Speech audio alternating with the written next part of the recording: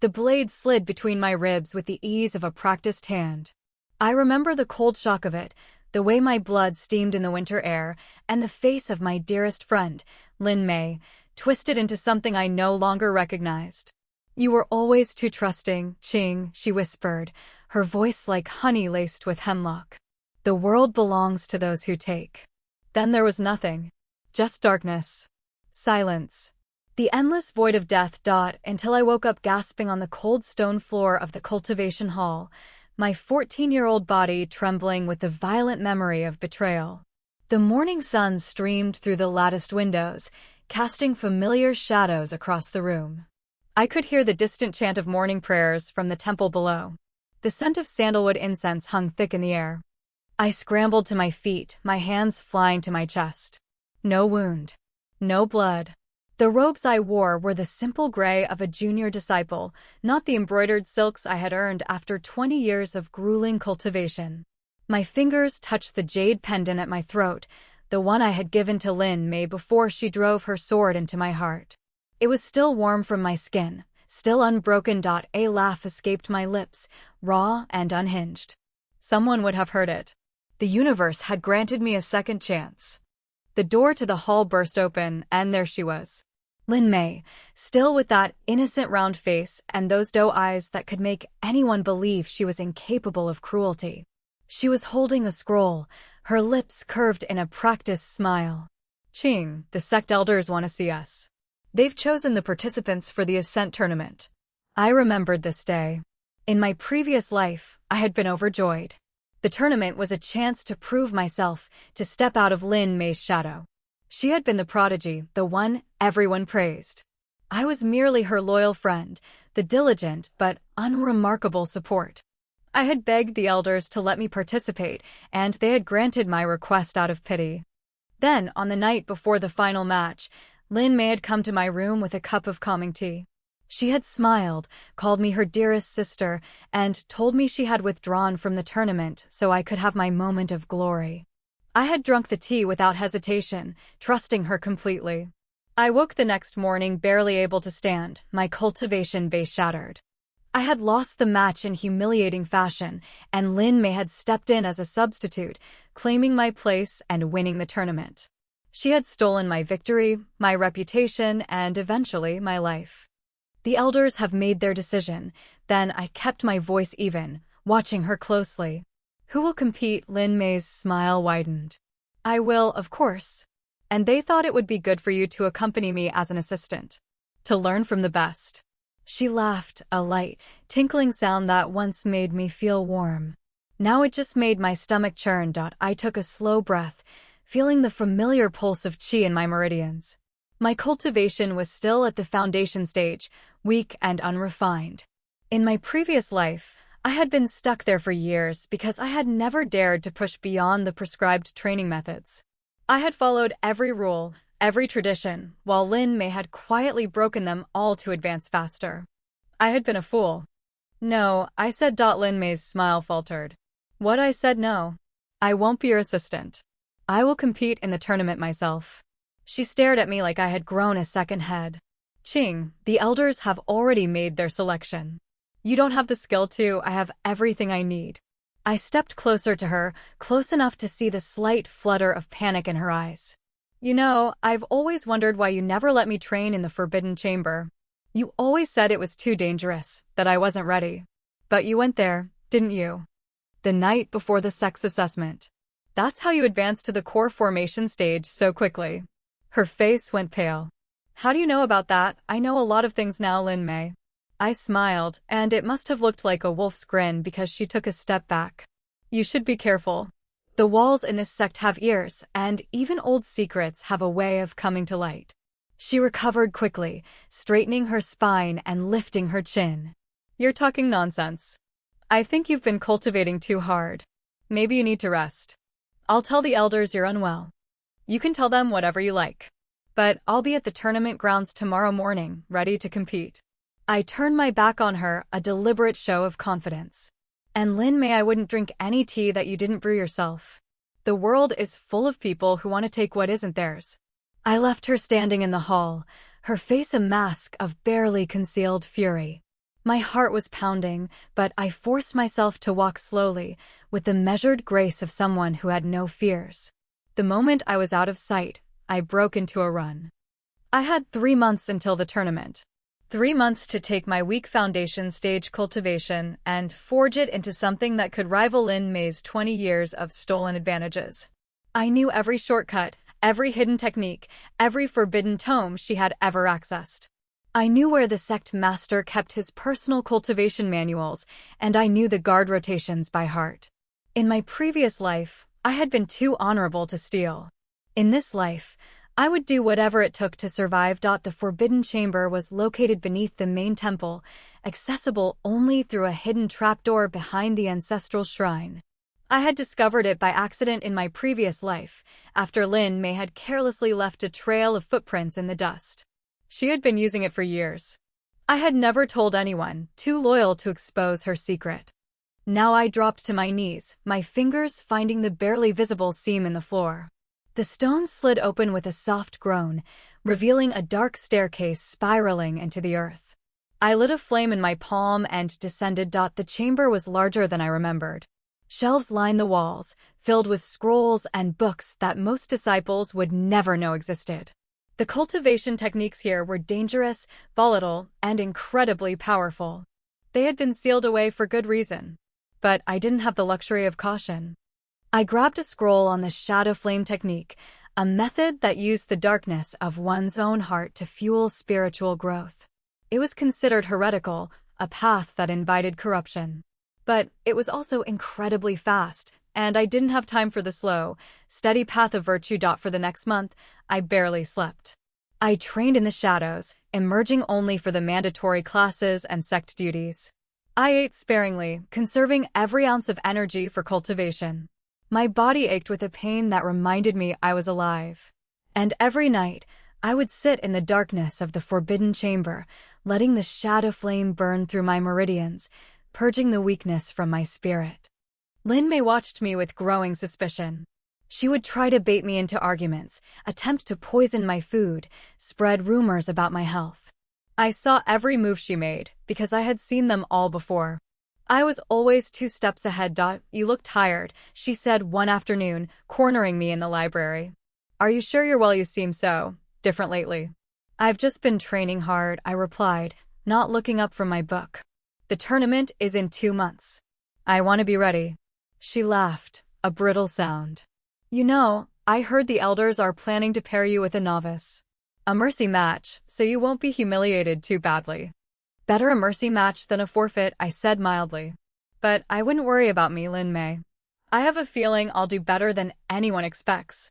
She was not used to my calm defiance. In our previous life, I had been pliant, deferential, eager to please. Now, every time she tried to cut me down, I simply let the blade glance off.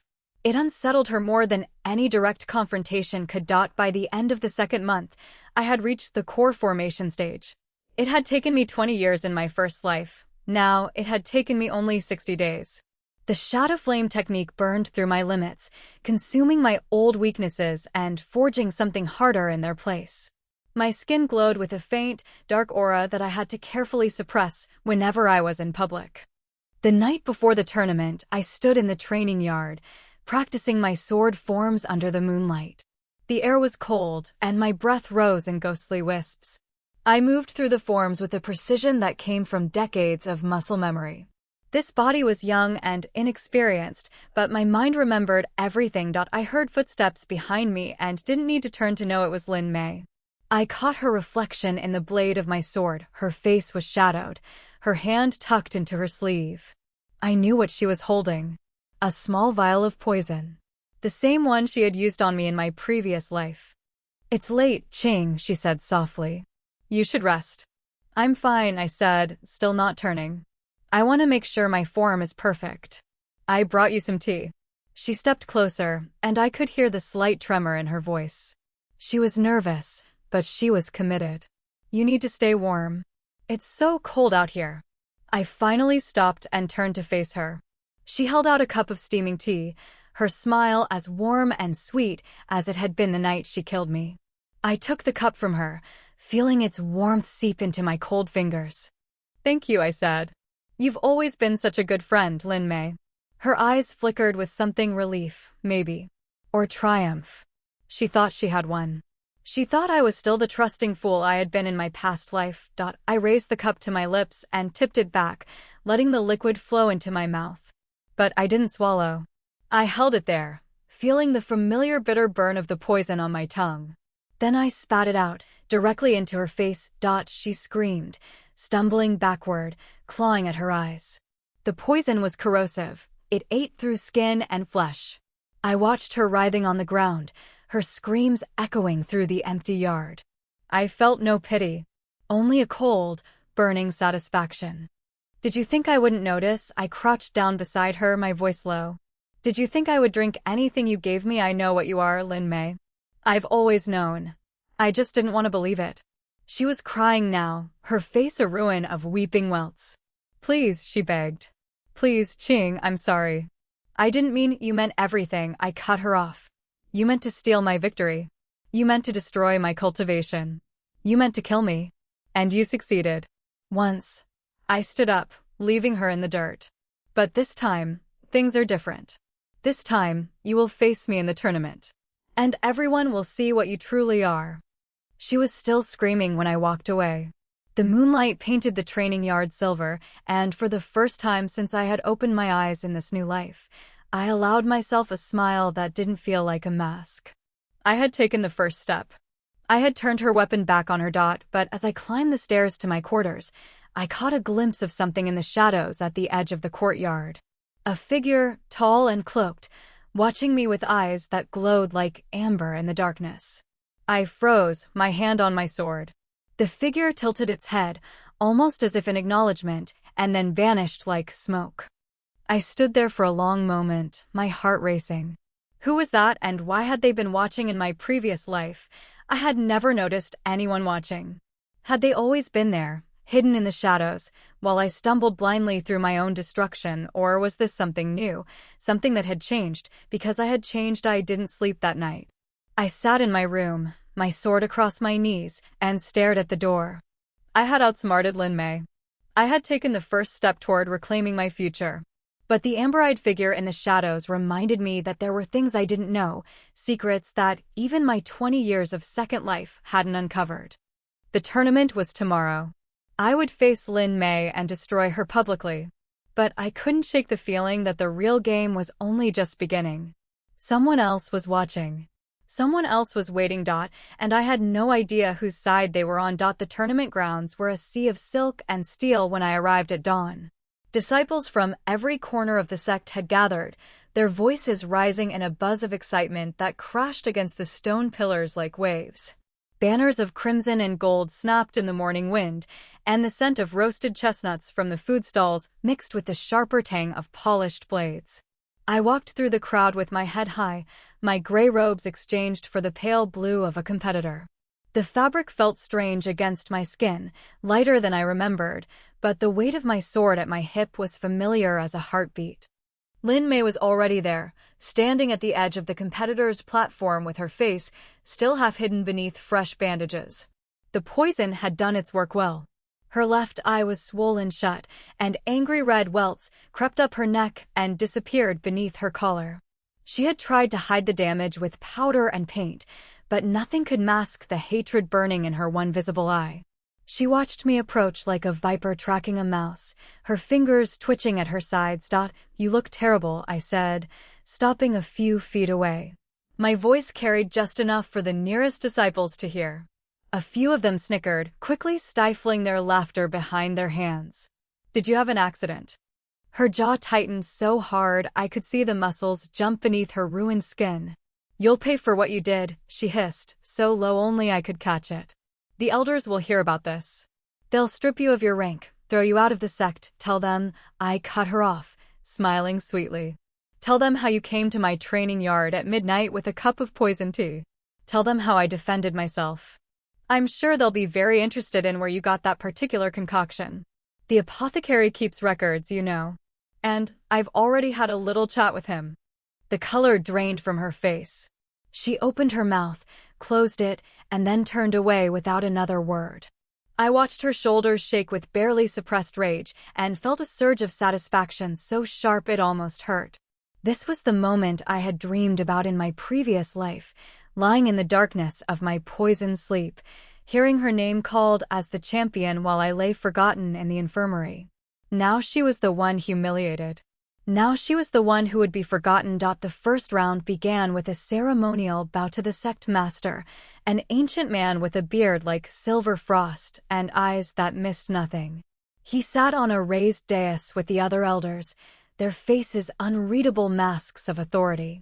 I felt their gazes on me as I stepped onto the platform, weighing me, measuring me against the reputation I had built in the past 2 months. They had heard the rumors, of course. That I had grown strange. That I had become cold and distant. That I had somehow advanced 2 entire cultivation stages in the span of 60 days. Let them wonder. Let them suspect. I had done nothing that Lin Mei hadn't done first, and I had done it better. My first opponent was a boy named Wei Chen, a second-year disciple with a cocky grin and a sword that was too long for his frame. In my previous life, he had mocked me relentlessly, calling me Lin Mei's shadow and laughing when I stumbled through my forms. Now he faced me across the stone platform, his grin firmly in place. Don't worry, Qing, he called out, loud enough for the crowd to hear. I'll go easy on you. Wouldn't want to embarrass you in front of everyone. I said nothing. I simply drew my sword and settled into a stance that I had spent 20 years perfecting. It was a simple stance, nothing flashy, but it was rooted in the earth like a mountain. Wei Chen's grin flickered for just a moment, and I saw the first hint of uncertainty cross his face. The gong sounded. He lunged, fast and aggressive, his blade aimed at my shoulder. A disabling strike, meant to humiliate without causing lasting damage. How generous of him. I sidestepped with a fluid grace that made the crowd gasp, and my sword whipped out in a counter that he never saw coming. The flat of my blade caught him across the back of his knees, and he crumpled like a puppet with cut strings. Before he could even hit the ground, I had my sword at his throat. The silence was deafening. Then the crowd erupted. I stepped back and offered him a hand. He stared at me with wide eyes, his bravado completely shattered. How get up, I said quietly. You fought well. But you should never underestimate someone just because you've never seen them fight before. He took my hand, and I pulled him to his feet. He muttered something that might have been thanks and stumbled off the platform, his face burning red. The elders were leaning forward now, their eyes sharp with interest. The sect master's lips curved into the faintest hint of a smile. Lin Mei's matches were equally one-sided, though she showed far less mercy than I did. She faced 3 opponents in quick succession, each one more brutal than the last. She didn't just defeat them, she destroyed them. Broken bones, shattered swords, a nose that spurted blood across the stone. The crowd watched in horrified fascination, their cheers growing more hesitant with each match. By the time she stepped off the platform, there was a trail of groaning bodies behind her, and her bandages were stained a fresh, angry red. Having fun, I asked as she passed me on the way to her seat. I'm just getting started, she replied, and her voice was so cold it raised goosebumps on my arms. You think you've won something, Qing. But you haven't. You don't know what's waiting for you. I wanted to laugh in her face, but something in her tone made me pause. There was a certainty there, a confidence that had nothing to do with her skills in the ring. She knew something. She had some plan that I hadn't anticipated, some hidden advantage that she was keeping in reserve. I spent the rest of the day watching her, studying her every move, trying to read the thoughts behind her one visible eye. She sat in the competitor's enclosure with her arms crossed, occasionally whispering to a junior disciple who scurried back and forth with messages. I recognized the girl, Luing, a sweet-faced novice who had always looked up to Lin Mei with starry-eyed devotion. In my previous life, Luing had been one of Lin Mei's most loyal followers, carrying her tea and running her errands without ever questioning why. Now I watched Luing slip away from the enclosure and disappear into the crowd. I made a note of the direction she took and filed it away for later. By the time the sun began to set, the field of competitors had been narrowed to just 8. I was among them, my record unblemished, my opponents dispatched with clean efficiency. Lin Mei was there too, her face a grim mask beneath her bloody bandages. We were scheduled to face each other in the semifinals the next day. The crowd dispersed slowly, their voices rising and falling with excited chatter. I lingered in the empty training yard, going through my forms one last time under the fading light. The cool air felt good against my skin, and for a moment, I almost forgot about the amber-eyed figure in the shadows. Almost. You're quite good. The voice came from behind me, low and smooth, with the barest hint of amusement. I spun around, my sword already in my hand. The amber-eyed figure stood at the edge of the yard, cloaked in darkness, their features completely hidden by a deep hood. Who are you? I demanded, keeping my blade leveled at their chest. Why have you been following me? I haven't been following you, they said, stepping closer. I caught a flash of pale skin beneath the hood, a sharp jawline, the curve of a smirk. I've been watching you. There's a difference. What do you want? They laughed, a low sound that sent a shiver down my spine. What do I want? Oh, I want many things. But right now, I want to warn you. They stopped a few feet away, and I could see their eyes clearly for the first time. Amber, yes, but flecked with gold, like sunlight on autumn leaves. Your friend Lin Mei has made a deal with the Black Lotus sect. They're going to help her win tomorrow. And when she does, she's going to have them kill you. The words hit me like a physical blow. The Black Lotus sect. A renegade group of cultivators who had been exiled from the major sects for their practice of forbidden arts. They were assassins and thieves, slavers and poisoners. In my previous life, I had never known Lin Mei had dealings with them. But it explained so much, the sudden wealth, the impossible advancements, the way she had always seemed to have resources that no junior disciple should possess. How do you know this? I managed to ask. The figure tilted their head, and the smirk widened into a grin. Because I'm the one she made the deal with. I'm the one who's going to kill you. I lunged, my sword cutting through the air where they had been standing. But they were already gone, vanishing into the shadows like they had never been there at all. I stood alone in the training yard, my heart pounding, my sword still raised against the empty darkness. They were playing with me, taunting me, testing me. But why? If they truly intended to kill me, they could have done it in the shadows when I was vulnerable. Instead, they had warned me, given me a chance to prepare. Or maybe they had simply wanted to see me squirm. I lowered my sword and stared up at the stars beginning to emerge in the darkening sky. Tomorrow, I would face Lin Mei in the tournament. Tomorrow, I would expose her betrayal and reclaim my future. But there was more at play here than I had realized. The Black Lotus sect. The amber-eyed figure.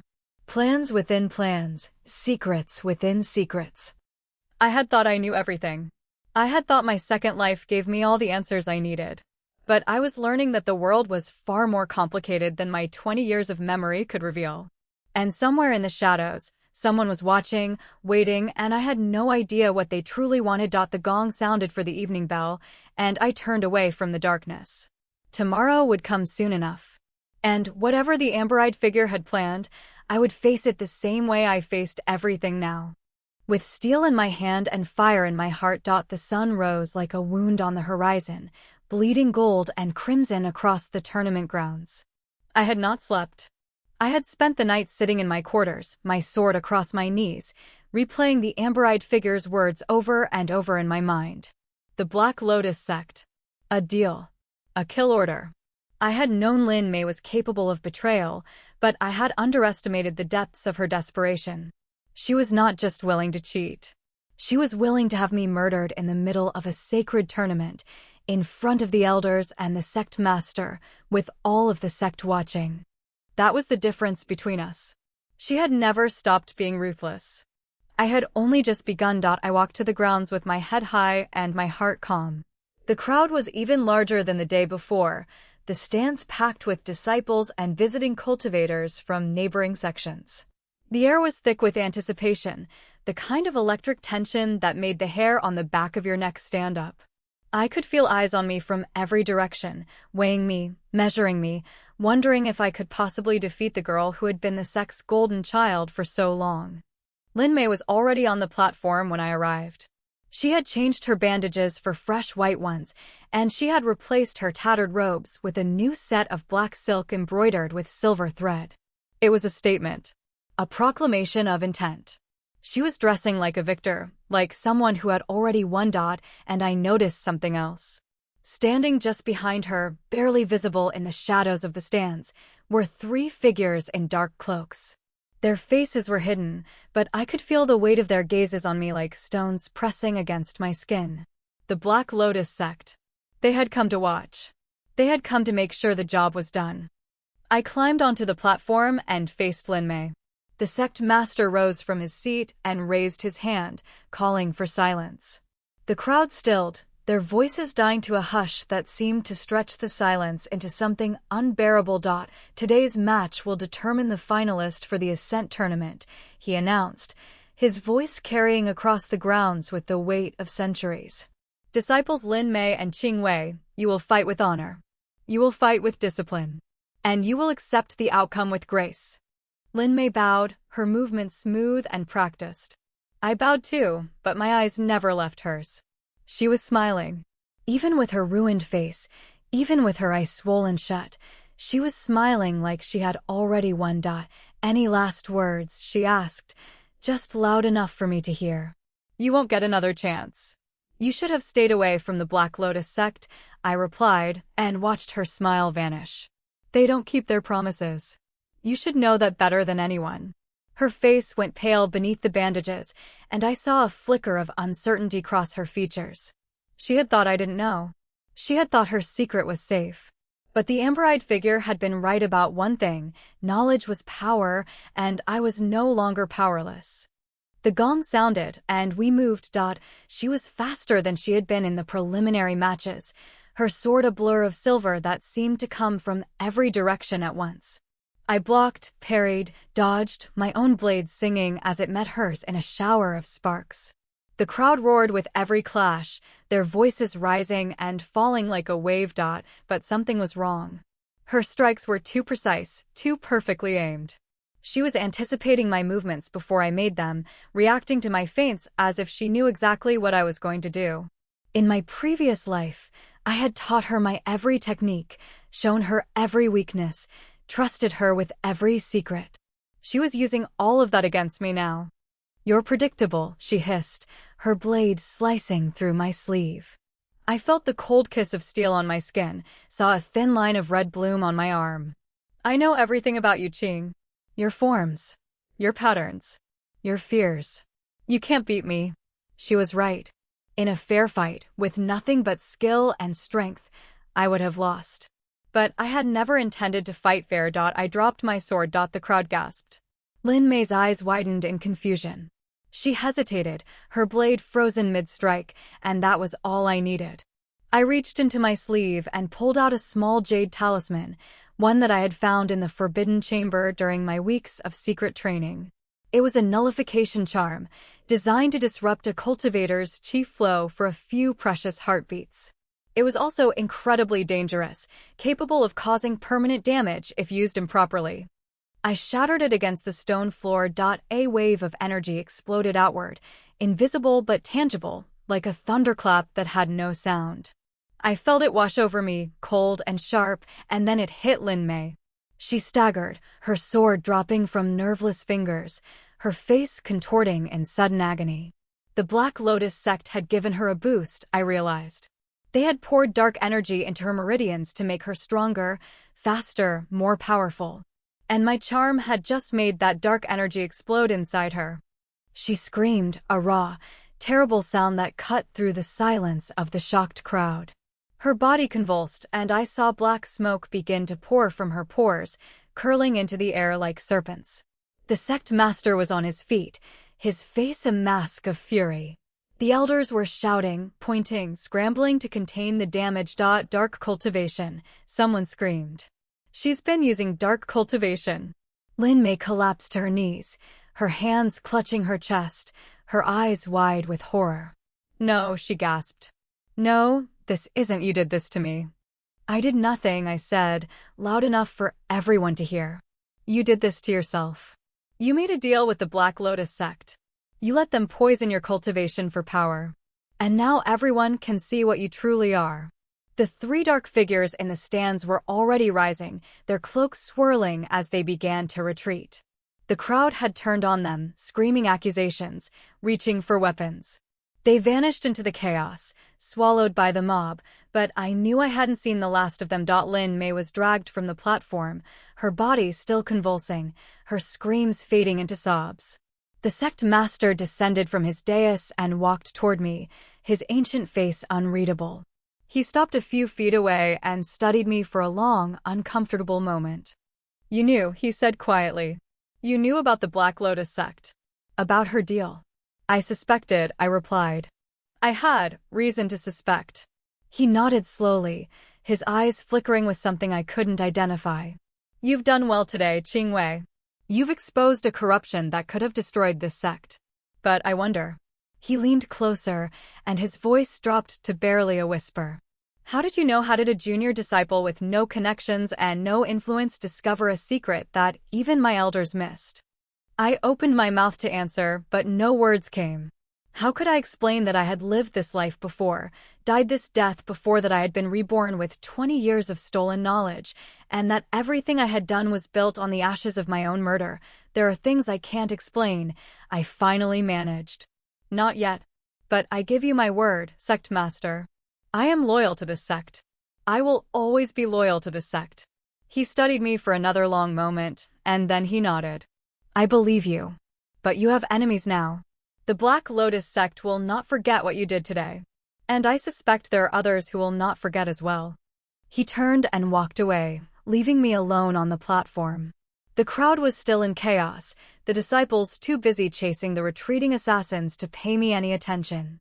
I stood there in the aftermath of my victory, the wind cooling the sweat on my skin, and felt something I hadn't expected. Emptiness. I had won. I had exposed Lin Mei. I had shattered her reputation and her cultivation and everything she had ever built. But I didn't feel triumphant. I felt hollow, like I had carved out a piece of myself and left it behind on the battlefield. I collected my sword and walked toward the edge of the platform. And that's when I saw him. The amber-eyed figure was standing at the far end of the grounds, half hidden behind a pillar. He wasn't fleeing like the Black Lotus assassins. He was watching me with that same knowing smirk, his golden eyes catching the morning light. I made my way through the crowd, pushing past disciples and elders, my heart pounding in my chest. By the time I reached the pillar, he was gone. But he had left something behind. A small scroll, tied with a silver ribbon, lying on the ground as if he had known I would come looking for him. I picked it up and unrolled it with trembling fingers. The message was short, written in an elegant hand. "You've done well, little Qing. But the game isn't over. The Black Lotus sect is just the beginning. They were never the ones who wanted you dead. They were just the ones Lin Mei hired. The real question is, who put the contract on your head in the first place?" I read the words again and again, my mind racing. The Black Lotus sect had been hired by Lin Mei. I had known that. But the implication in the message was different. Someone else had initiated it all. Someone else had put the idea in her head, given her the resources, pointed her in my direction. Lin Mei had been a weapon, not the one wielding it. But who in my previous life had hated me enough to orchestrate my murder, who had the power and the influence to pull strings from the shadows? I crumpled the scroll in my fist and stared out at the chaos of the tournament grounds. The sun was climbing higher, burning away the last of the morning mist. I had won today, but I had never felt more lost. The mystery of the amber-eyed figure was deeper than I had imagined. And the threat that loomed over me was far greater than Lin Mei's petty betrayal. Somewhere out there, someone was pulling the strings. And I had no idea who they were or why they wanted me dead. But I was going to find out. And when I did, I would do what I had always done. I would survive. I turned away from the pillar and walked back toward the tournament grounds. The crowd had begun to settle, their excitement fading into weary confusion. The elders were still shouting orders, their voices cracking with tension. I waded through the chaos, my mind already turning to the next move.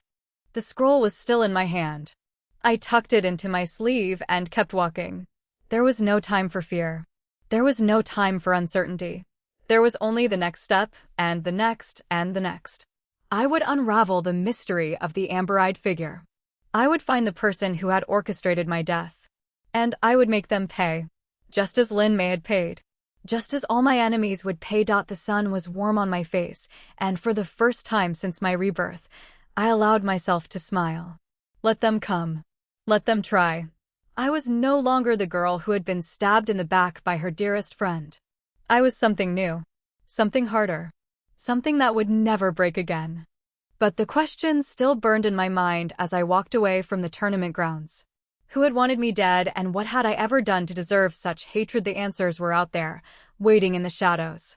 And I would find them. No matter what it cost. The days that followed the tournament were strange and disjointed, like walking through a dream that refused to settle into sense. I was hailed as a hero by the disciples, a pariah by the elders who had once adored Lin Mei, and a curiosity by everyone in between. The sect master had ordered a full investigation into the Black Lotus sect's infiltration, and my name was mentioned in every council meeting, whispered in every corridor, dissected in every conversation.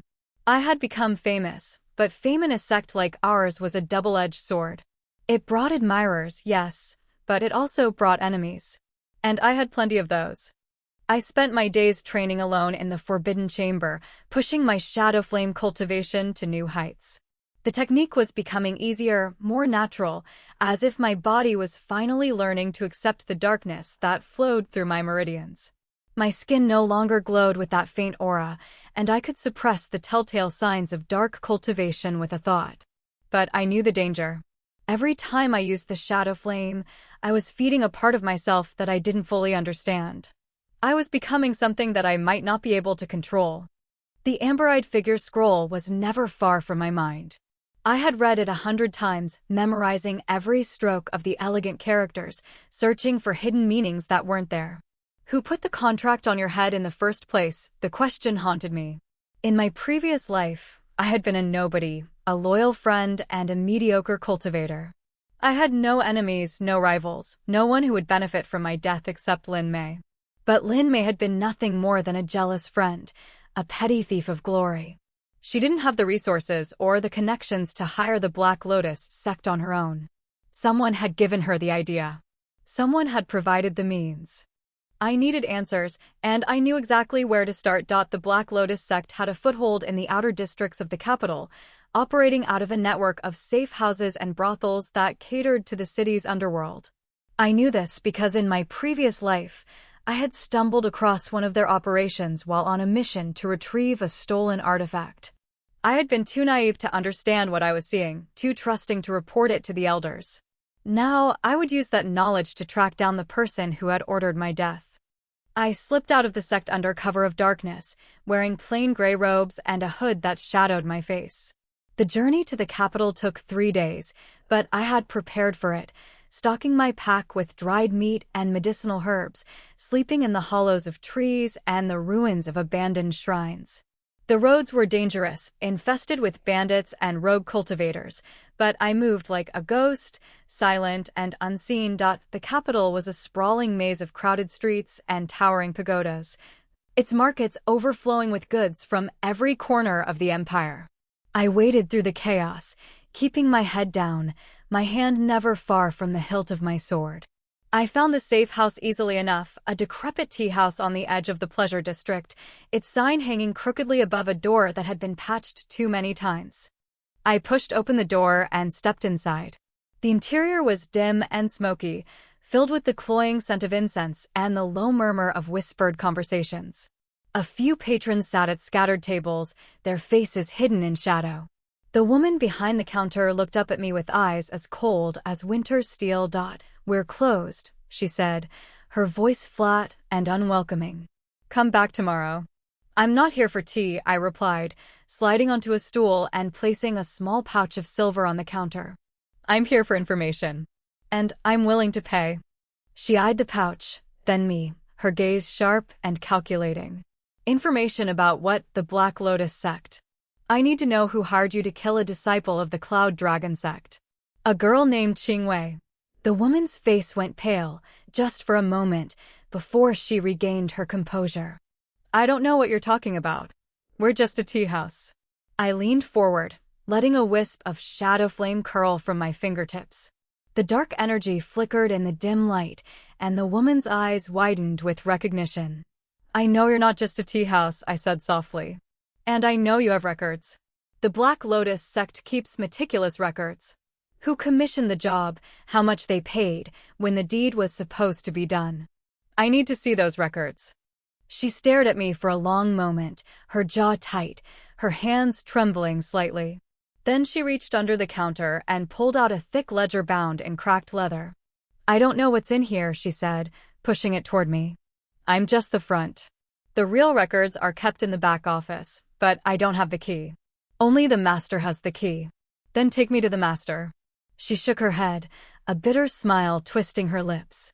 "You don't understand. The master is dead. He was killed 3 days ago, right after the tournament. Someone got to him before you did. Someone who didn't want him talking." The words hit me like a physical blow. I had been too slow. Someone else had been cleaning up the loose ends, making sure that the trail would go cold. "But who and why, who killed him?" I demanded. "Who else has been asking questions?" She shrugged, her eyes darting nervously toward the door. "I don't know. I wasn't there. But I heard rumors. Someone from the sect. A woman, they said. Tall, with silver hair and eyes like stars." The description made my blood run cold. The old woman from the Forbidden Chamber. The one who had spoken to me about forgiveness and letting go of hate. Could it really be her? Was she somehow connected to all of this? I had assumed she was a benefactor, a mentor sent to guide me on the right path. But what if she was something else entirely? What if she was the one who had orchestrated everything from the very beginning? I left the tea house in a daze, the ledger tucked under my arm, my mind racing with impossible possibilities. The old woman had seemed so kind, so wise. But kindness and wisdom could be masks. I had learned that lesson the hard way with Lin Mei. I found a quiet corner in a nearby temple and pored over the ledger by the light of a single flickering candle. The records were detailed, almost obsessive in their precision. Every contract, every payment, every name was documented in neat, careful script. I scanned the pages, looking for any mention of the Cloud Dragon sect, of Qingwei, of Lin Mei. And then I found it. A contract, dated 3 months before my rebirth. The target was listed only as Junior Disciple Qingwei. The client was listed as the Starfall Consortium. The price was astronomical, a sum of gold that could have bought a small kingdom. And the notes at the bottom of the page made my stomach churn. Client requests method: poison administered by trusted friend. Client specifically requests that the target be made to suffer before death. Client insists on personal oversight of the operation. I read the words again and again, my hands shaking with a fury that I couldn't suppress. The Starfall Consortium. I had never heard of them. But they had wanted me dead so badly that they had paid a fortune to ensure my suffering. And they had orchestrated every detail of my murder, from the poison to the method to the friend who would deliver it. But why? What could I have possibly done to earn such hatred? I closed the ledger and sat in the darkness of the temple, my mind churning with questions that had no answers. The old woman from the Forbidden Chamber. The amber-eyed figure. The Starfall Consortium. They were all connected, I knew it. But I couldn't see the pattern yet. I was missing a piece of the puzzle, something that would make everything fall into place. I stayed in the capital for another week, searching for any scrap of information about the Starfall Consortium. I visited libraries, questioned informants, bribed officials. But no one had heard of them. It was as if they didn't exist, as if they were nothing more than a ghost in the margins of the Black Lotus sect's records. I was about to give up and return to the sect when I received an unexpected visitor. I was sitting in my rented room, going over my notes for the 100th time, when a knock came at the door. I opened it to find a young woman standing in the hallway, her face pale and drawn, her hands clasped nervously in front of her. I recognized her immediately. Lu Ying. Lin Mei's former acolyte. "I need to talk to you," she said, her voice barely a whisper. "It's about Lin Mei. About the tournament. About everything." I stepped aside and let her in. She sat on the edge of the bed, her eyes darting around the room as if she expected someone to jump out of the shadows at any moment. I handed her a cup of cold tea and waited for her to speak. "I know what Lin Mei did," she said finally. I know she tried to kill you. And I know about the Black Lotus sect. But I also know something else. She looked up at me, her eyes filled with a fear that I recognized all too well. Lin Mei wasn't working alone. She was being used. There was someone else, someone who gave her the poison and the money and the instructions. Someone who had been watching you for a long time. Who? I asked, my heart pounding. Who was it? She shook her head, tears streaming down her cheeks. I don't know. She never told me their name. But I saw them once. A woman, tall and beautiful, with silver hair and the most piercing eyes I've ever seen. She came to Lin Mei's room late at night, and they talked for hours. After she left, Lin Mei was different. More confident. More ruthless. Like she had been given permission to be cruel. The old woman. It was her. It had to be her. Oh, why are you telling me this? I asked, my voice barely steady. You were Lin Mei's friend. You followed her everywhere. Why would you betray her now? Lu Ying's face crumpled, and she began to sob openly. Because she's dead, she choked out. They found her in her cell this morning. Strangled. Someone killed her before she could talk. Before she could tell anyone the truth. I sat back, my mind reeling. Lin Mei was dead. The one person who might have known the identity of my real enemy was gone, silenced by the very people who had used her. The trail had gone cold again. I was back where I started, with nothing but a name and a description and a mounting sense of dread. Lu Ying left shortly after, her confession given, her burden shared. I sat alone in the darkness, staring at the flickering candle flame, and I felt something I hadn't felt since my rebirth. Fear. I had faced Lin Mei. I had faced the Black Lotus sect. I had faced assassins and poison and betrayal. But this was different. This was something I couldn't fight with a sword. This was something that moved in the shadows, pulling strings, manipulating events, always staying one step ahead. The old woman had warned me to let go of my hate, to forgive myself. But now I wondered if she had been warning me about something else entirely. Something I couldn't see. Something I couldn't prepare for. I left the capital the next morning and returned to the sect. The journey was uneventful, but my mind was anything but quiet. I turned over every detail of the past few months, searching for clues I might have missed. The old woman's appearance in the forbidden chamber. Her words about forgiveness and letting go. Had she been trying to disarm me, to make me vulnerable, or had she been genuinely trying to help? Even while her associates were planning my destruction, the sect was quiet when I returned, the excitement of the tournament fading into routine. I resumed my training, but I didn't go back to the forbidden chamber. I couldn't bear to set foot in that place again, not knowing what I knew now. Instead, I trained in the open, under the sun and the wind, trying to rebuild the part of myself that I had sacrificed for power. The elders watched me with suspicion, their eyes following my every move. They had heard the rumors about my cultivation, about the shadow flame technique, about the dark energy that had saved me in the tournament. They didn't trust me, and I didn't blame them.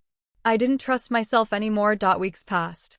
The season changed, the leaves turning gold and red before falling to the ground in a carpet of brittle beauty. I trained harder than I ever had, pushing my body and my spirit to their limits, trying to find a balance between the darkness and the light. And then, one night, as I stood alone in the training yard, the old woman appeared. She emerged from the shadows like she had walked out of a dream, her silver hair gleaming in the moonlight, her star-like eyes fixed on me with an intensity that made my skin crawl. You've been avoiding me, she said, her voice soft and gentle. The voice of a grandmother who had never done anything wrong. Why? Because I know, I said, my hand on my sword. I know about the Starfall Consortium. I know about the contract. I know you were the one who gave Lin Mei the poison and the instructions. I know you were the one who killed her to keep her quiet. She smiled, and it was the most terrifying expression I had ever seen. You're very clever, Qing. But you're not quite clever enough. You see, there are things you still don't understand. Things that I could explain if you would only listen. Then explain, I said, drawing my sword. Explain why you wanted me dead. Explain why you've been playing with me like a puppet on a string. She stepped closer, her eyes never leaving mine. I didn't want you dead, she said softly. I wanted you forged. I wanted you tempered. I wanted you to become the weapon that you were always meant to be. And now, finally, you are ready. Ready for what? She reached out and touched my cheek, her fingers cold against my skin. Ready to face the truth. Ready to face the person who really wanted you dead. The person who has been watching you from the shadows from the very beginning. She leaned in close, her lips brushing against my ear, and whispered a name that shattered everything I thought I knew. Your mother. I stumbled back, my sword falling from my nerveless fingers. That's impossible, I gasped. My mother is dead. She died when I was a child. I saw her body. I saw her grave. The old woman laughed, a sound like breaking glass. You saw what you were meant to see. You believed what you were meant to believe. But the truth is far more complicated than you can imagine. Your mother didn't die, Qing. She has been waiting for you all this time. And now that you've proven yourself, she wants to meet you. I stared at her, my mind reeling, my heart pounding. My mother. Alive. Waiting. And somehow connected to everything that had happened to me. Where is she? I demanded, my voice shaking. Where is she? The old woman smiled, and her eyes glittered with something that looked almost like pity. Come with me, she said, turning toward the shadows. I'll take you to her. I hesitated for only a moment.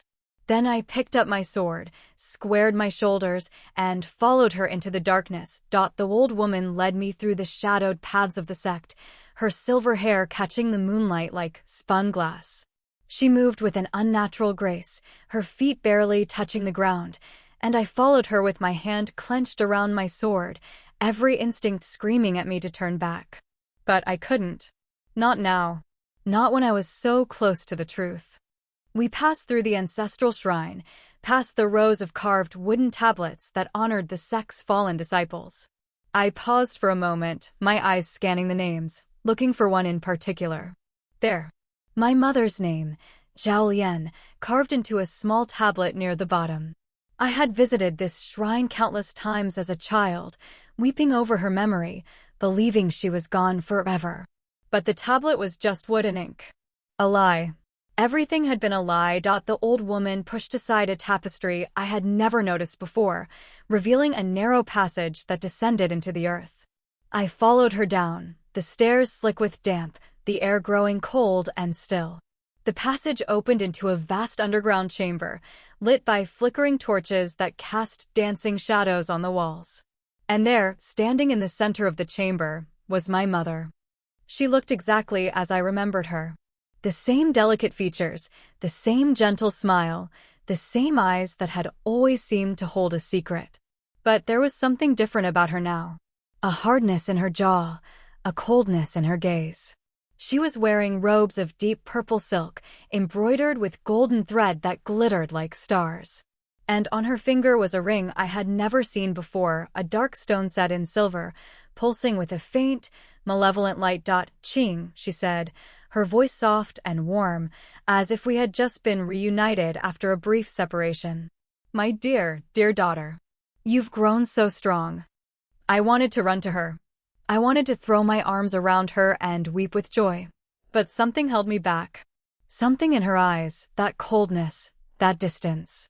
She was looking at me like I was a tool she had been waiting to use, not a daughter she had missed. Explain, I said, my voice flat. Explain everything. Now. She smiled, but it didn't reach her eyes. Of course. You deserve to know the truth. The whole truth. She gestured to a stone bench, and I sat reluctantly, my sword across my knees. The old woman had vanished into the shadows, leaving us alone. My mother settled across from me, her hands folded in her lap, her expression serene. Your father was a man of great ambition, she began. He was a cultivator of immense power, but he was also a fool. He believed in honor, in loyalty, in the sanctity of the sect. He believed that the world could be made better through virtue and discipline. She laughed, a bitter sound. He was wrong. The world is ruled by power, Qing. Only by power. And those who refuse to grasp it will be crushed beneath the feet of those who do. You killed him, I said. It wasn't a question. I could see it in her eyes, the same ruthlessness that I had seen in Lin Mei. The same willingness to destroy anyone who stood in her way. She nodded, her expression unchanged. I had to. He was holding me back. He was holding us back. With him alive, I could never achieve what I needed to achieve. And I needed to achieve great things, Qing. I needed to protect you. Protect me from what? She leaned forward, her eyes blazing with intensity. From the Starfall Consortium. They are the rulers of this world, the hidden hand that guides the fate of every sect, every kingdom, every person. They have been watching you since the day you were born. They knew you had potential, the same potential that your father squandered. They wanted to use you, to shape you into a weapon for their cause. And I couldn't allow that. I couldn't allow them to take you from me. So you faked your death, I said slowly, piecing it together. You disappeared, made everyone believe you were dead, and you joined them. You joined the Starfall Consortium. I became them, she corrected, her smile widening. I rose through their ranks, won their trust, learned their secrets. And now I am their leader. I am the one who shapes their destiny. And I am the one who will give you the power you deserve. I stood up, my sword in my hand. You put a contract on my head. You hired the Black Lotus sect to kill me. You told Lin Mei to poison me. You wanted me dead. She shook her head, her expression patient, almost pitying. I wanted you tested. I wanted to see if you could survive, if you could overcome the obstacles that were placed in your path. And you did. You surpassed every expectation. You proved that you are worthy of the legacy I have been building for you. Worthy, I laughed, a hollow, broken sound. You manipulated me. You used me. You made me believe I was avenging my own murder, when in reality, you were the one who ordered it in the first place. I ordered your death, she agreed, her voice calm and measured, but I also ordered your rebirth. I knew the Black Lotus sect had a forbidden technique, a ritual that could bring a person back from the dead if performed correctly. I made sure that ritual was prepared, that Lin Mei would be the one to deliver the killing blow, that every detail was perfectly orchestrated. I needed you to die, Qing. But I also needed you to come back. I stared at her, my mind reeling. She had planned everything. Every detail of my first death, every moment of my second life. She had been pulling the strings from the very beginning, using me as a piece on her chessboard. Why, I demanded, my voice cracking. Why would you do all of this? Why couldn't you just tell me the truth? She rose to her feet, her robes swirling around her like a storm cloud. Because the truth is a gift that must be earned. You were weak, Qing. You were soft, trusting, naive. You would never have survived the path I had to walk. You would never have been able to face the Starfall Consortium with the strength and cunning they required. I had to forge you, just as a blacksmith forges a sword. I had to break you before I could rebuild you. And what about Lin Mei? I asked, my voice trembling with rage. What about the poison, the suffering, the years of betrayal? Was that all part of your plan too? Lin Mei was a tool, my mother said dismissively. A useful tool, but a tool nonetheless. She was meant to be your enemy, your motivator, your stepping stone. And she served her purpose well. She pushed you to grow, to fight, to become the woman you are today. But she was also a liability. She knew too much. She had to be eliminated. You killed her. Just like you killed my father. I did what was necessary. Her eyes were cold, unblinking. And now you have a choice, Qing. You can join me. You can stand by my side and help me rule the Starfall Consortium. Or you can die. Truly die this time, with no second chances, no rebirth. I looked at her, this woman who had once been my mother, who had once held me in her arms and promised to protect me. She was a stranger. A monster wearing the face of a loved one. And she expected me to choose her. I choose neither, I said, my voice steady. I choose my own path.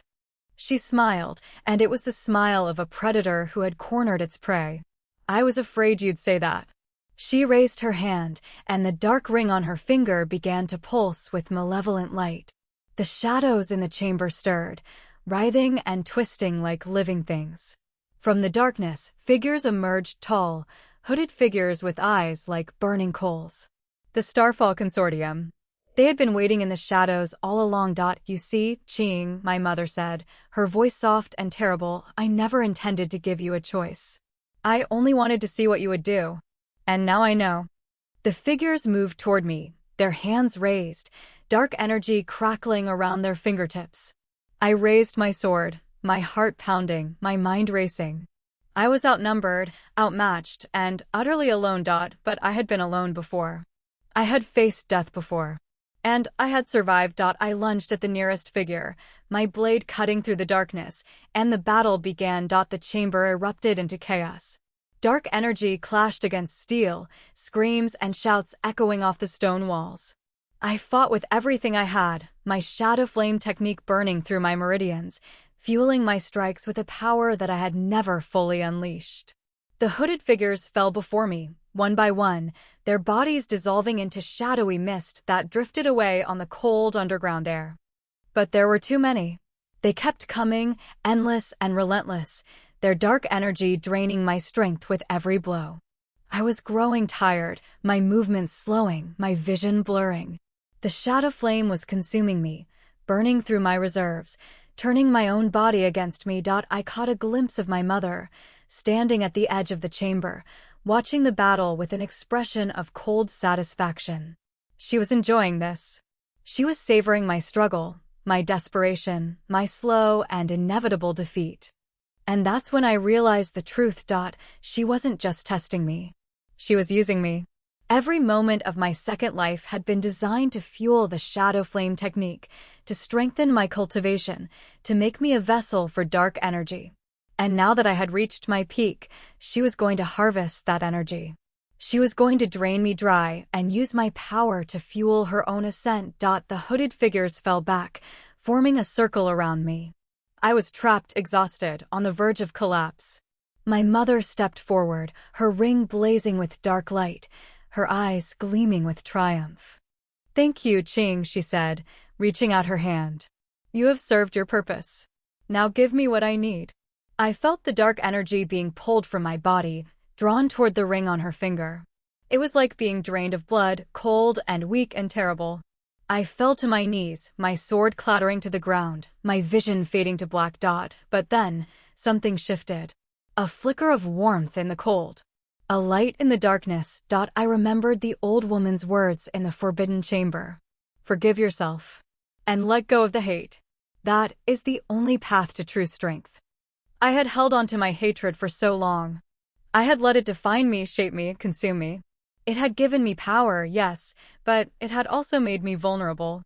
It had made me predictable. It had made me a tool for someone else's plan. But I was done being a tool. I was done being used. I let go. All the hatred, all the rage, all the desperate need for revenge. I let it all go, releasing it into the air like a breath I had been holding for years. And as I let go, something else rushed in to fill the void. Something warm and bright and powerful. Something that had been there all along, buried beneath the darkness. My true cultivation. The cultivation I had abandoned for the shadow flame. The cultivation I had always possessed, but had never fully embraced. I opened my eyes, and I was glowing. Not with the dark, flickering aura of the shadow flame, but with a radiant, golden light that pushed back the shadows and filled the chamber with warmth. My mother stared at me, her expression shifting from triumph to confusion to fear. "What are you doing?" she demanded. "Stop it. You're ruining everything." I rose to my feet, the golden light pulsing through my veins, healing the damage the shadow flame had caused.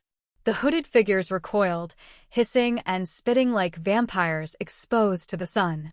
The dark energy that had been draining from my body was now flowing back, surging through my meridians, amplifying my power 100-fold. "I'm done being your weapon," I said, my voice resonant with the light. "I'm done being your puppet. I'm taking back my life.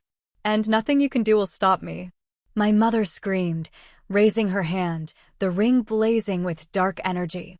She hurled a bolt of shadow toward me, but I caught it with my bare hand, absorbing it into my golden light, turning it into nothing. "I'm not your enemy," I said, stepping closer to her. "I never was. But you made me one. You made me into the thing you wanted me to destroy. And I'm done with that." I reached out and touched the ring on her finger. It was cold against my skin, pulsing with malevolent intent. But my golden light flowed into it, overwhelming the darkness, shattering the stone into dust. My mother fell back, screaming, clutching her hand as the ring crumbled away. "You've ruined everything," she sobbed. everything I worked for, everything I built. No, I said softly. You ruined it yourself. You chose power over love. You chose control over trust. And now you have nothing. I turned away from her and walked toward the passage that led out of the chamber. The hooded figures parted before me, their dark energy no match for my golden light. I had won. I had survived. And I had finally freed myself from the chains that had bound me. But as I climbed the stairs, back toward the surface, I heard my mother's voice one last time, faint and bitter. You think you've won, Qing. But you haven't. The Starfall Consortium will never stop hunting you. They will never forgive you for what you've done. And neither will I. I paused at the top of the stairs and looked back into the darkness. Let them come, I said. I'll be waiting. And then I stepped into the moonlight, leaving the darkness behind. I walked out of the underground chamber and into the cold light of the moon, and I did not look back. The passage sealed itself behind me, the stones grinding together until there was no trace of the entrance left. I stood in the ancestral shrine, surrounded by the silent wooden tablets of the dead, and I felt something I had not felt in a very long time. Peace. The golden light still pulsed softly beneath my skin, warm and steady, a constant reminder of what I had reclaimed. The shadow flame was gone, burned away by the radiance of my true cultivation. I was myself again. Whole. Free. But the battle was not over. My mother's words echoed in my mind, a prophecy of vengeance that I knew she would fulfill. The Starfall Consortium would not forget what I had done. They would hunt me, track me, try to destroy me. And my mother, stripped of her power and her ring, would be consumed by her hatred until she found a way to strike back. I could not stay at the sect.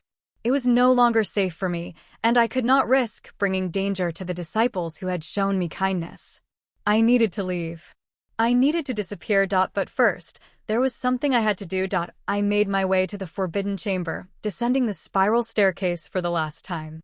The chamber was as I had left it, cluttered with scrolls and books, the air thick with the residue of dark energy. I found the old woman's hiding place, a small alcove behind a loose stone, and I retrieved the items I knew she had kept there. A map of the Empire marked with the locations of every Starfall Consortium stronghold. A list of names, the inner circle of the consortium's leadership. And a letter, sealed with silver wax, addressed to me. I broke the seal and read the letter by the light of my golden glow. It was written in the old woman's elegant hand, and it revealed more than I had ever imagined. Qing, if you are reading this, then you have survived the trial. You have faced your mother and reclaimed your power. I am proud of you, even though I cannot tell you this in person. You have often wondered who I am and why I chose to help you. The truth is simple. I was your father's mentor. I trained him, guided him, and watched him grow into the man he became. I loved him like a son, and I mourned his death as deeply as you did. When I learned of your mother's betrayal and the plans she had for you, I knew I had to act. I could not save your father, but I could save you. I have given you everything I know. The map, the names, the secrets of the Starfall Consortium. Use them wisely. The Consortium is vast and powerful, but it is not invincible. Its strength lies in its secrecy, its ability to move unseen. If you can expose them, if you can bring their crimes to light, you can destroy them. But be careful, Qing.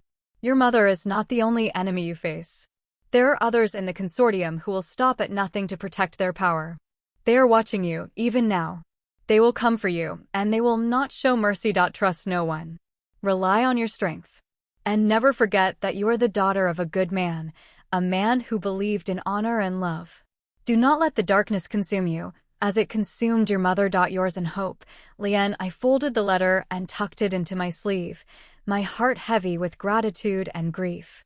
The old woman had given me the tools I needed to fight back, but she had also given me a warning. The Starfall Consortium was not just my mother. It was a vast, shadowy organization with roots that stretched across the Empire, and it would take more than a single battle to bring it down. I left the Forbidden Chamber and climbed to the highest peak of the sect, where the wind was fierce and the stars blazed overhead. I sat on the cold stone and looked out at the world below, a world that was both beautiful and cruel. I had been given a second chance, and I had used it to survive. Now I had to decide what to do with the rest of my life. The answer came to me slowly, like the dawn creeping over the mountains. I would not hide. I would not run. I would face the Starfall Consortium head-on, and I would expose them to the world. I would protect the people who could not protect themselves, the innocents who had been caught in the Consortium's web. I would become the weapon my mother had tried to forge, but I would wield it for justice, not for power. 3 months passed. I traveled across the Empire, using the map and the list of names the old woman had left me. I visited the strongholds, gathering evidence, recruiting allies, building a network of informants who shared my goal. Some of them were former victims of the Consortium, people who had lost everything to their schemes. Some were cultivators who had grown disgusted by the corruption that had infected their sections. And some were ordinary people, merchants and farmers and artisans who had seen the Consortium's cruelty firsthand. Word of my mission spread. I became a legend, a figure of hope and fear. The Consortium tried to stop me, sending assassins and spies, but I was always one step ahead. My golden cultivation was stronger than anything they could throw at me, and I had learned to trust my instincts, to read the signs of danger that I had missed in my previous life. And then, one night, I received a message. It was delivered by a young boy, no more than 10 years old, who found me in a small inn on the outskirts of the capital. He handed me a sealed scroll and ran away before I could question him. I opened it with trembling hands, and my blood ran cold. Qing, I know where you are. I know what you're doing. And I am coming for you. Prepare yourself, daughter. This time, there will be no second chances. Zhao Yan, my mother, was alive. She had survived the destruction of her ring, and she had been rebuilding her power ever since. She was coming to finish what she had started, and she was bringing the full might of the Starfall Consortium with her. I left the inn that night and made my way to the capital. I knew where she would strike. She would target the heart of the Empire, the Imperial Palace itself. If she could seize control of the Emperor, she could control the entire kingdom. And she would have the power to destroy anyone who stood in her way. I arrived at the palace on the eve of the new moon, the night when the shadows were deepest and the guards were fewest. I slipped through the gates, using my cultivation to cloak myself in silence, and I made my way to the throne room. My mother was already there. She was sitting on the Emperor's throne, her silver hair flowing around her like a river of moonlight, her eyes blazing with dark energy. She was flanked by the inner circle of the Consortium, a dozen of the most powerful cultivators in the Empire. And on the floor at her feet, bound and gagged, was the Emperor himself. "Welcome, Qing," she said, her voice dripping with false warmth. "I knew you would come. You always were predictable." "I came to stop you," I said, drawing my sword. "I came to end this, once and for all." She laughed, a high, brittle sound that echoed off the marble walls. "You think you can stop me? Look around you. I have the Emperor, I have the Consortium, I have more power than you can possibly imagine. You are just one person, Qing. One foolish, naive person." "Maybe," I said, stepping forward. "But one person can make a difference. One person can change the world. And I have something you don't have." "Oh," she raised an eyebrow, her expression mocking. "And what is that, oh allies?" The doors to the throne room burst open, and my network poured in. Cultivators and commoners, men and women, young and old. They filled the room, their eyes blazing with determination, their weapons drawn. The Consortium members turned, their expressions shifting from confidence to confusion to fear. "You see," I said, smiling for the first time, "I'm not alone. I never was." My mother rose from the throne, her face contorted with rage. "Kill them all," she screamed. "Kill everyone." The battle that followed was chaos. The throne room became a maelstrom of clashing swords and crackling energy, the air thick with the smell of blood and ozone. I fought my way toward my mother, cutting down anyone who stood in my path, my golden light blazing like a beacon in the dark. She met me at the center of the room, her sword clashing against mine with a force that shook the walls.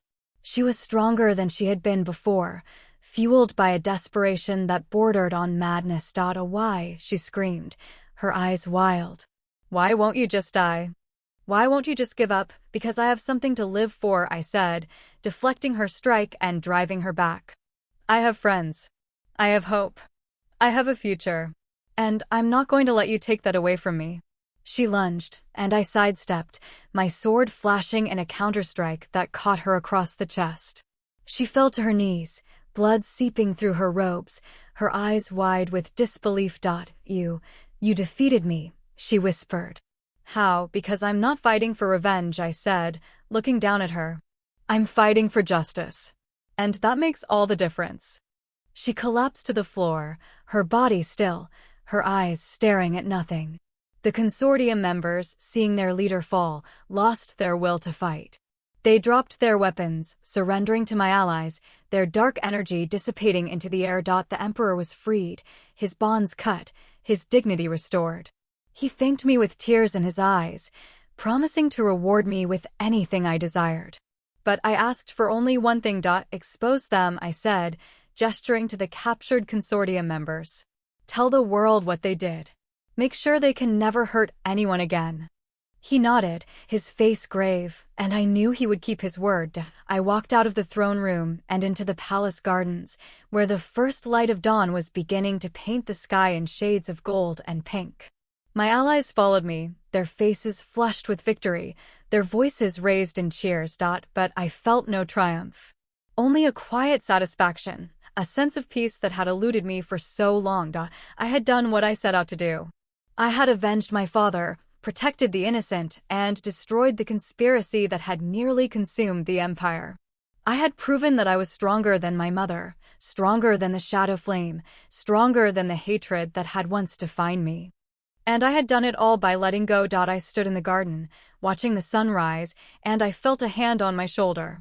I turned to find the amber-eyed figure standing beside me, his golden eyes soft and warm. You did it, he said, his voice no longer mocking. You really did it. Who are you? I asked, for the first time without fear. Who are you really? He smiled, and for a moment, he looked almost like my father. I'm someone who believed in you, he said. Someone who knew you had the strength to overcome everything that was thrown at you. And someone who is very, very proud of you. He reached out and touched my cheek, and I felt a warmth that was achingly familiar. You have a long life ahead of you, Qing. A life filled with joy and sorrow, triumph and defeat. But you have the strength to face it all. And you will never be alone. He turned and walked away, disappearing into the golden light of the rising sun. I watched him go, my heart full of gratitude and wonder. I had been reborn. I had been forged. And I had emerged as something stronger, something truer, something that would never be broken again. The world was waiting for me, and I was ready.